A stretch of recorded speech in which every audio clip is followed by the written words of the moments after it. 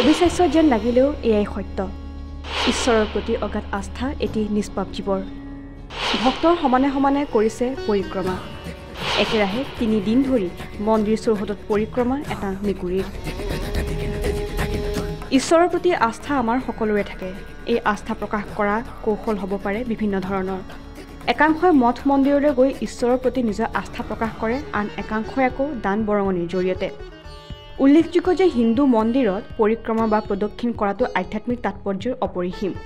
ই শ্ৰদ্ধা ভক্তি আৰু ঈশ্বৰৰ চাৰিওফালে ঘূৰি থকা জীৱন যাত্ৰাৰ প্ৰতীক শেহতীয়াকৈ সামাজিক মাধ্যমত ভাইৰেল হৈছে এটি মনোৰম ভিডিঅ' যি সকলোতে লগাইছে এতিয়া তুলপাৰ নেদেখাজনৰ ওচৰত আস্থা প্ৰকাশ কৰি একেৰাহে 3 দিন ধৰি এটা শনি মন্দিৰত পৰিক্ৰমা কৰিছে এটা মেকুৰীয়ে মহাৰাষ্ট্ৰৰ শনি সিনাংপুৰ মন্দিৰত এটা মেকুৰীয়ে পৰিক্ৰমা কৰি দৃষ্টি আকৰ্ষণ কৰিছে এতিয়া সকলোৰে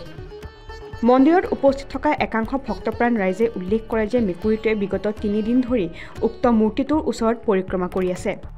সাধাৰণতে দেখা পোৱা যায় যে মানুহৰ ভিৰৰ পৰা মেকুৰীয়ে নিজকে দূৰত ৰাখে কিন্তু উক্ত ভিডিঅ'টোত ভক্তৰ সমানে সমানে মেকুৰীটোৱেও যেন তেওঁৰ আৰাধ্যৰ ওচৰত নিজৰ মনৰ প্ৰকাশ ব্যক্ত কৰিছে এই পৰিক্ৰমাৰ জৰিয়তে এই ভাইৰেল ভিডিঅ'টো ছ'চিয়েল মিডিয়া প্লেটফৰ্মৰ বহু লোকে শ্বেয়াৰ কৰিছে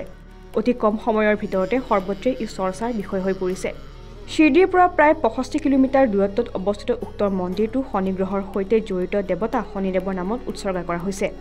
শনিদেৱৰ দৰ্শন কৰিবলৈ দেশৰ ভিন্ন প্ৰান্তৰ পৰা ইয়াত স্থানীয় ৰাইজ উপস্থিত হয়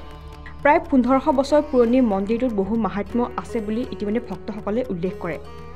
শনি সিনাংপুৰ মন্দিৰ দেশৰ ভিতৰতে সৰ্ববৃহৎ শনি মন্দিৰ বুলি ইতিমধ্যে গণ্য কৰা হয় news desk report current Assam